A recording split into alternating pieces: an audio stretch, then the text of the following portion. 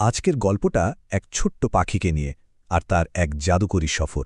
গল্পের নাম টুকটুকি পাখি আর রংধনুর উপহার। চলুন আমরাও ওর সাথে এই রঙিন দুনিয়া একটু হারিয়ে যাই। তো গল্পের শুরুটা হচ্ছে এক্কেবারে একটা ম্যাজিকের মতো সকালে। আমাদের গল্পের যে মূল চরিত্র ছোট্ট পাখি টুকটুকি, সে ঘুম থেকে উঠেই আকাশে এমন একটা জিনিস দেখল যা তার পুরো জীবনটাই যেন বদলে দিল। কি সেটা? সাতটা রঙে সাজানো এক বিশাল রংধনু। আর ওই রংধনু দেখেই টুকটুকির মনে একটা রঙিন স্বপ্ন বাসা বাঁধল, আর ঠিক সেখান থেকেই শুরু হলো ওর সেই জাদুকরী অভিযান।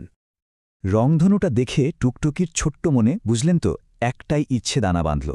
ও শুধু দূর থেকে রংধনুর সৌন্দর্য দেখেই খুশি নয়, ও সেটার একটা অংশ হতে চায়। আর এই ছোট্ট ইচ্ছেটাই ওকে একটা বিরাট অভিযানের দিকে নিয়ে গেল। আর যেই ভাবা সেই কাজ। টুকটুকি আর এক মুহূর্তও দেরি করল না, সোজা ডানা মেলে দিল তার স্বপ্নের পেছনে। তখন ওর চোখে ভাসছে শুধু ওই সাতরঙা আকাশ। পথের মাঝে উঁচু পাহাড় আসুক বা বয়ে চলা নদী, কিচ্ছু ওকে থামাতে পারবে না। কিন্তু সুন্দর জিনিসগুলো তো সহজে ধরা দেয় না, তাই না? টুকটুকির স্বপ্নটাও যেন একটু একটু করে দূরে সরে যাচ্ছিল। ও যত এগোয় রংধনুটাও যেন ওর সাথে লুকোচুরি খেলে। তখনই ও বুঝতে পারে যা দেখতে এত সুন্দর সেটাকে ছোঁয়া অতটা সহজ নয়। তো টুকটুকি যখন প্রায় হতাশ হয়ে পড়েছে, ভাবছে স্বপ্নটা হয়তো পূরণই হবে না, ঠিক তখনই ওর যাত্রাপথে এমন একজনের সাথে দেখা হলো যে ওর পুরো সফরের মোড়টাই ঘুরিয়ে দিল। যে টুকটুকি নিজেই রঙের খোঁজে বেরিয়েছিল, তার চোখেই কিনা আটকে গেল এক্কেবারে বেরঙিন একটা দৃশ্য। দেখল এক কণায় একটা ছোট্ট খরগোশ একা একা বসে আছে, মুখটা একদম কালো মেঘের মতো থমথমে। ভাবুন তো, টুকটুকির রঙিন স্বপ্নের ঠিক উল্টো একটা ছবি।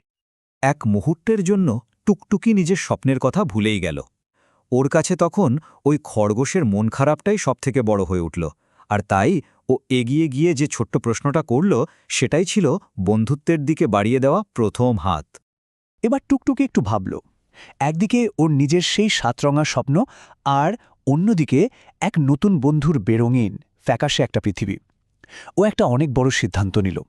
নিজের স্বপ্নকে কিছুক্ষণের জন্য সরিয়ে রেখে খরগোশের মুখে হাসি ফোটানোর প্রতিজ্ঞা করল। আর ঠিক এই সিদ্ধান্তটা নেয়ার পরেই শুরু হলো আসল জাদু। টুকটুকি এবার বুঝতে পারল যে রংধনুর আসল উপহারটা কি। সেটা হলো সহানুভূতির শক্তি। মনে হলো রংধনুটা যেন কথা বলে উঠল, আর ওর মুখ থেকে যে কথাটা বেরোল সেটাই ছিল এই গল্পের সবচেয়ে বড় শিক্ষা। কি সেই শিক্ষা? যে আসল রং তো তখনই পাওয়া যায় যখন অন্য কাউকে আনন্দ দেয়া যায়। নিজের জন্য কিছু পাওয়াই নয়, অন্যের মুখে হাসি ফোটানোর মধ্যেই লুকিয়ে আছে আসল সার্থকতা। ব্যাস, এরপর দুজনে মিলে কাজে লেগে পড়ল। এখানে গুরুত্বপূর্ণ হল একা একা নয়, একসাথে। একজন ফুলে জল দিচ্ছে তো আরেকজন মাটি খুঁড়ছে।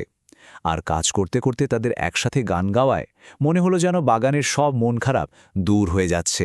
এটাই তো বন্ধুত্বের জাদু, তাই না? ধীরে ধীরে সূর্য ডুবছে, আর ওদের ওই ছোট্ট বাগানটা যেন একটা জাদুকরী মুহূর্তের জন্য অপেক্ষা করছে। এখন প্রশ্ন হল, ওদের এই পরিশ্রম আর বন্ধুত্ব কি পারবে এই বেরঙিন বাগানে আবার রং ফিরিয়ে আনতে? এবং হ্যাঁ, সেই জাদুটাই ঘটল। খরগোশের বাগানটা যেন এক নিমেষে নতুন জীবন ফিরে পেল। হাজার হাজার রঙে ফুলগুলো সব হেসে উঠল, আর তাদের মিষ্টি গন্ধে পুরো বাতাসটা ভরে গেল।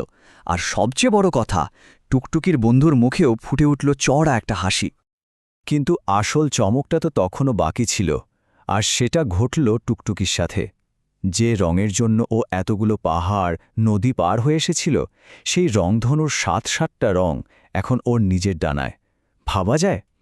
ঠিক যখন ওর নিজের স্বপ্নের কথা ভুলে অন্যের জন্য ভাবল, তখনই ওর নিজের স্বপ্নটা সত্যি হয়ে গেল। গল্পটা তো এখানেই শেষ হয়ে যেতে পারত, তাই না? কিন্তু এর আসল শিক্ষাটা এখনও বাকি আছে। চলুন দেখি টুকটুকি এরপর থেকে কিভাবে চিরদিনের জন্য রংধনু পাখি হয়ে রইল।